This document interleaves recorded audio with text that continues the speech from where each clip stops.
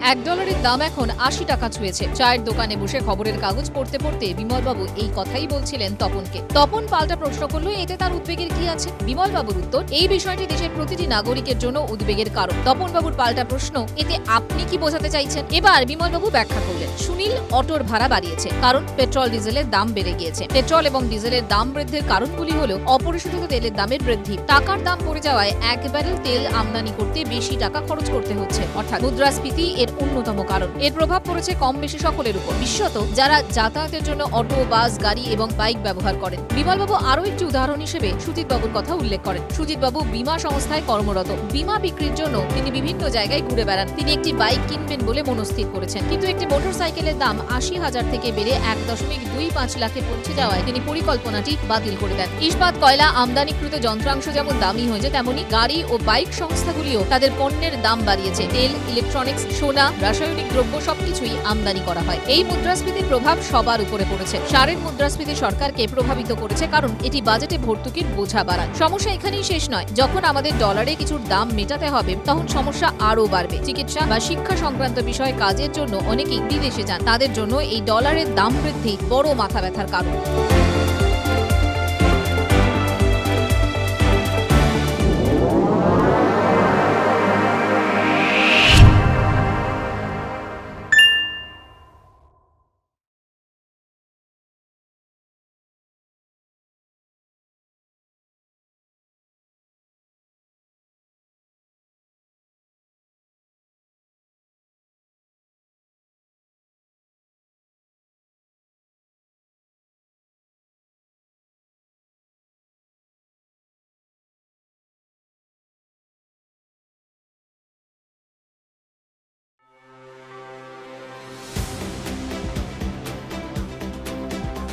Share बाजार में अगर कोई निवेश करता है तो जाहिर है अच्छा फायदा कमाने के लिए करता है। निचले स्तर पर शेयर खरीदने और ऊंची कीमत पर बेचने की वजह से लोगों को कैपिटल गेन यानी पूंजी बढ़ने पर फायदा मिलता है। यही नहीं, अच्छे प्रदर्शन वाली कंपनियां अपने निवेशकों को डिविडेंड यानी लाभांश देती हैं। कंपनियां शेयरधारकों को डिविडेंड इस वजह से देती हैं क्योंकि वे निवेशकों को अपने कारोबार का अहम हिस्सा मानती हैं और किसी निवेश में आपको डिविडेंड जैसा फायदा नहीं मिलता। वैसे तो सभी कंपनियों के लिए डिविडेंड देना अनिवार्य नहीं होता, लेकिन फायदे वाली कंपनियां अक्सर डिविडेंड देती हैं। अब इसका फायदा म्यूचुअल फंड में कैसे हो सकता है, आइए इसे भी समझते हैं। असल में जो लोग रिटर्न कम मिलने के जोखिम से बचना चाहते हैं, वे ऐसे डिविडेंड पेइंग फंड में निवेश करते हैं जो अपनी कमाई का एक हिस्सा डिविडेंड से हासिल करते हैं। पहले ये जान लीजिए कि डिविडेंड यील्ड फंड किसे कहते हैं। मार्केट रेगुलेटर सेबी ने कहा है कि किसी डिविडेंड यील्ड पर स्कीम का कम से कम 65% निवेश डिविडेंड यील्डिंग यानी लाभांश देने वाले शेयरों में होना चाहिए। ज्यादातर निवेशक किसी शेयर को खरीदने या बेचने में ये ध्यान रखते हैं कि कंपनी डिविडेंड देती है या नहीं। वे ऐसी कंपनियों की तलाश में रहते हैं जिनके पास अच्छा नकदी प्रवाह हो, बही खाता मजबूत हो और जो नियमित रूप से डिविडेंड दे रही हो। तो ज्यादातर डिविडेंड यील्ड फंड भी ऐसे शेयरों में निवेश करते हैं जो हाई डिविडेंड यील्ड और पे आउट दे रहे हैं। किसी शेयर के मार्केट वैल्यू और उसके नगद लाभांश के अनुपात को डिविडेंड यील्ड कहते हैं। उदाहरण के लिए मान लीजिए किसी शेयर की कीमत 500 रुपए है, कंपनी ने 10 रुपए प्रति शेयर का लाभांश दिया तो उसका डिविडेंड यील्ड 2% होगा। डिविडेंड यील्ड फंड्स निवेशकों को अपने निवेश को डाइवर्सिफाई करने और उन्हें बाजार के अलग अलग सेगमेंट में हिस्सा लेने का मौका मुहैया कराते हैं। वैल्यू रिसर्च के 7 जुलाई 2022 तक के डेटा के मुताबिक डिविडेंड यील्ड म्यूचुअल फंड ने पिछले 3 साल में 16% के रिटर्न दिए हैं। अब आपको बताते हैं कि इस तरह के फंड में किसे निवेश करना चाहिए। तो जानकारों का कहना है कि ऐसे निवेशक जो कम ही सही लेकिन नियमित रूप से आमदनी चाहते हैं, उन्हें इस तरह के फंड में निवेश करना चाहिए। इन्वेस्टोग्राफी की फाउंडर श्वेता जैन कहती हैं कि डिविडेंड यील्ड फंड ऐसे फंड होते हैं जो ऐसे शेयरों में निवेश करते हैं जो ऊंचे लाभांश देने वाले होते हैं। वे ऐसे निवेशकों के लिए उपयुक्त होते हैं जो बहुत आक्रामक रुख नहीं रखते, क्योंकि आमतौर पर ये टिकाऊ कंपनियां होती हैं। तो निवेशकों को ये बात ध्यान रखनी होगी कि ये इक्विटी फंड होते हैं।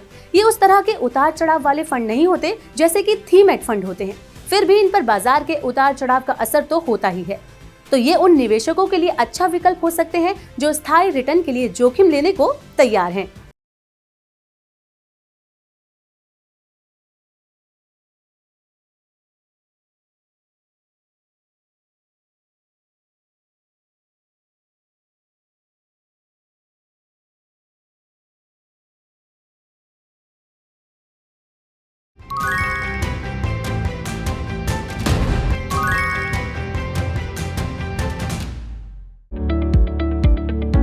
घर खरीदना जीवन का सबसे अहम वित्तीय फैसला होता है।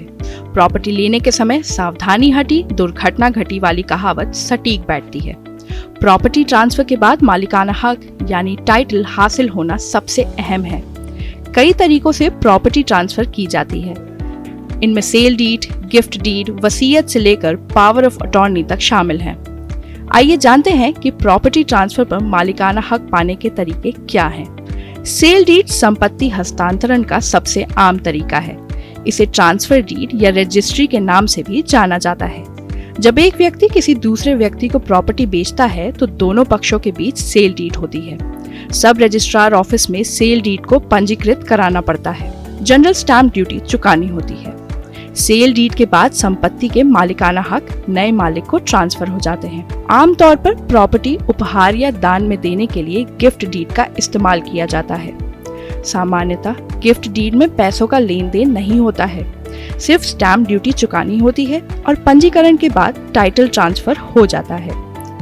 उत्तर प्रदेश में 5,000 रुपए स्टैंप और 1,000 रुपए प्रोसेसिंग फीस के जरिए परिवार के भीतर प्रॉपर्टी ट्रांसफर की जा सकती है।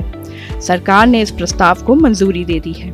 कोई व्यक्ति अपनी मर्जी से अपनी चल और अचल संपत्ति वसीयत के जरिए किसी दूसरे व्यक्ति को सौंप सकता है।